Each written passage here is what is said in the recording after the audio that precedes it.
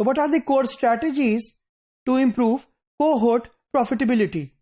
For example, आपके पास 1,00,000 customers हैं, तो ये cohort of customers how they can be profitable for you, कैसे इनसे ज्यादा प्रॉफिटेबिलिटी मार्जिन जनरेट किए जा सकते हैं। तो क्या क्या स्ट्रैटेजीज हमें फॉलो करनी होगी? So the first strategy is to improve customer retention rate in the early years of the relationship. तो हमें क्या करना है? कस्टमर के रिटेंशन को इंप्रूव करना है, specially in the early years. जिस तरीके से मैंने आपसे डिस्कस किया कि अगर कस्टमर्स फर्स्ट फ्यू ईयर्स आपके साथ काम कर सका, आपके साथ बाइंग कर सका, इसका मतलब यह है the probability that the customer will stay with you for the longer period of time will be longer, क्योंकि आपकी बॉन्डिंग, आपका कस्टमर के साथ कॉन्फिडेंस, ट्रस्ट, सारी चीजें एक नेक्स्ट स्टेज पे चली गई होंगी। सो अपनी कोहोर्ट प्रॉफिटेबिलिटी को इंप्रूव करने के लिए आपको रिटेंशन को इंक्रीज करना होगा, इंप्रूव करना होगा, specially in the early years. दूसरी strategy is to increase the profit earn per customer by reducing the cost to serve, by cross selling, upselling, additional products and services. तो आपको profit पर customer को increase करना होगा। उसके दो ही तरीके कार हैं, या तो आप कॉस्ट को कम करेंगे which is the cost to serve, या दूसरे नंबर पे आप अपने रेवेन्यूज को इंक्रीज कर लेंगे। तीसरा कोई मेथड नहीं है। तो रेवेन्यू को कैसे इंक्रीज कर सकते हैं? रेवेन्यू को इंक्रीज कर सकते हैं बाय अपसेलिंग, रेवेन्यू को इंक्रीज कर सकते हैं bye cross selling products and services.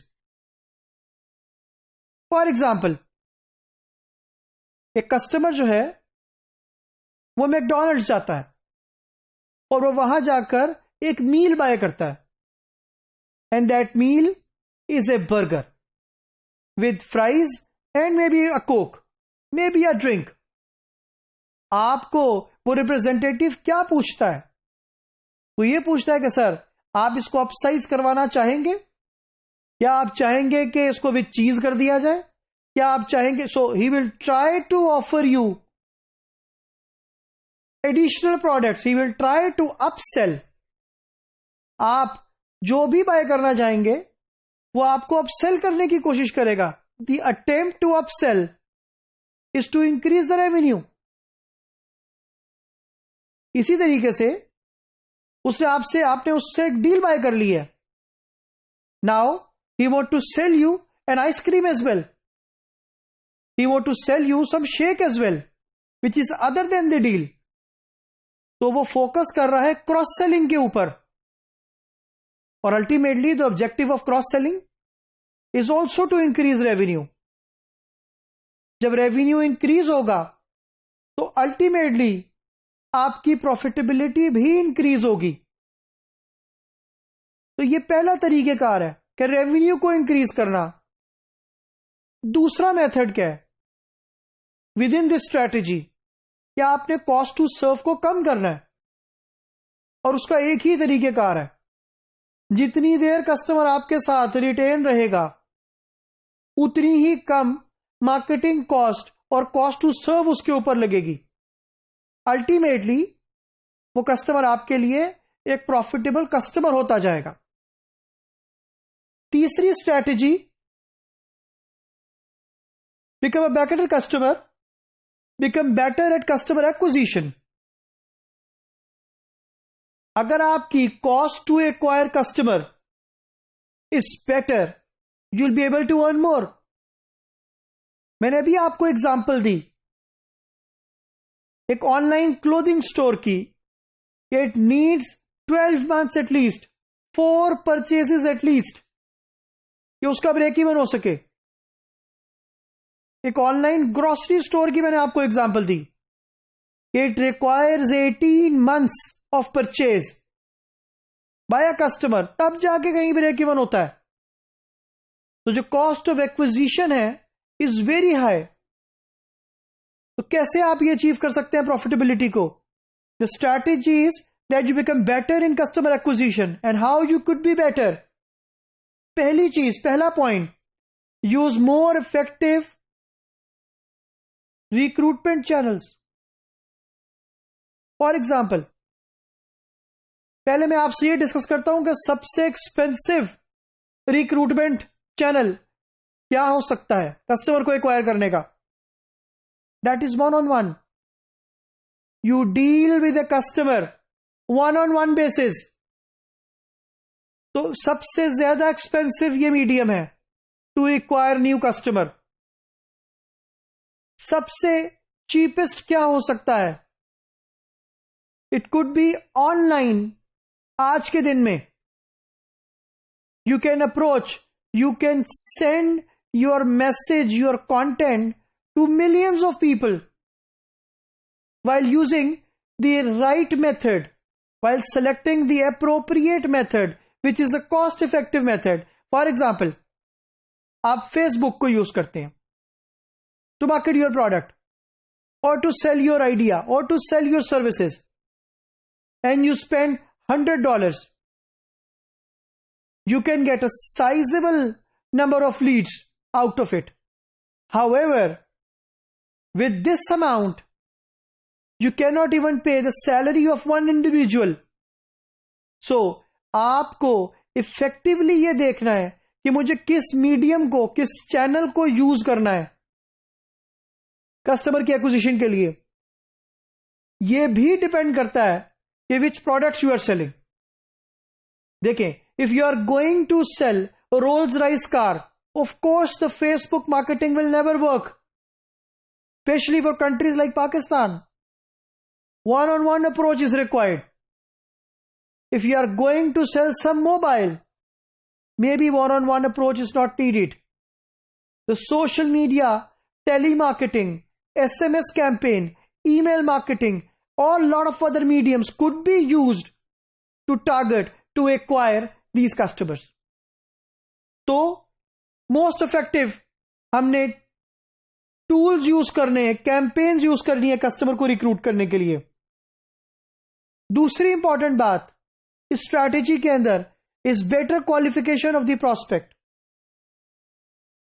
जो मैंने आपको बात यह कही थी कि जब आपके पास लीड्स आ जाती हैं, प्रोस्पेक्ट्स आ जाते हैं, तो मोस्ट इंपॉर्टेंट काम यह है कि उसमें से आइडेंटिफाई करना कि इनमें से कौन सी लीड्स क्वालिफाइड लीड्स हैं, कौन से प्रोस्पेक्ट्स क्वालिफाइड प्रोस्पेक्ट्स हैं.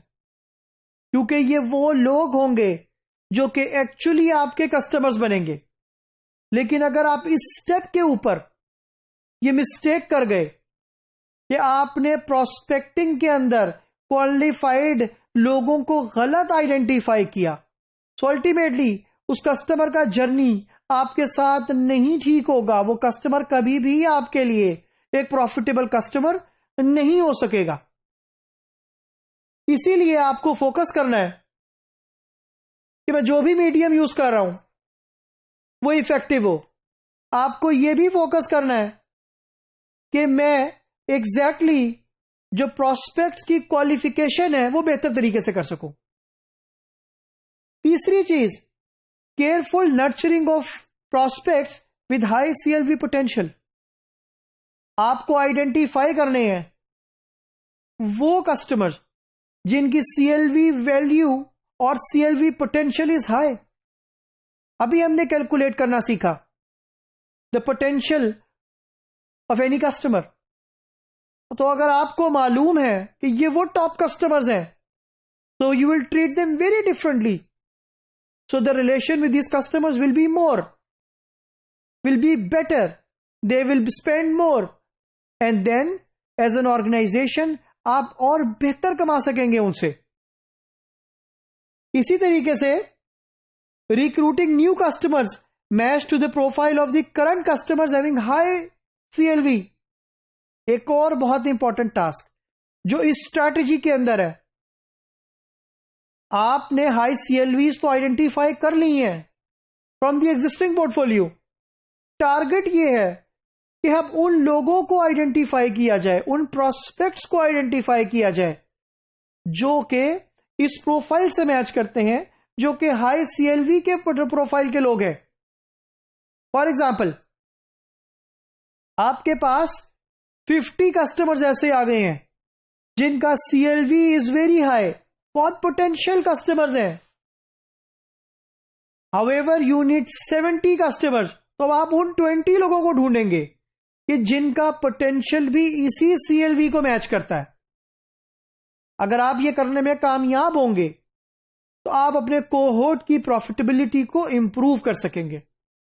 और this is one of the strategies कि जिसके अंदर लाइक माइंडेड कस्टमर्स को, लाइक प्रोफाइल कस्टमर्स को आइडेंटिफाई करना और फिर उनको मिल्क करना, उनसे बेनिफिट लेना is also will bring more benefits to your organisation. तो जितने भी मैंने स्ट्रैटेजीज आपके सामने रखी हैं, ये सारी की सारी स्ट्रैटेजीज साइमल्टेनियसली भी यूज हो सकती हैं और इंडिविजुअली तौर पर, या some of these strategies could be used to improve or to increase your cohort profitability. So organization has to focus on these strategies religiously ताकि वो अपने profitability के टारगेट को अचीव कर सके।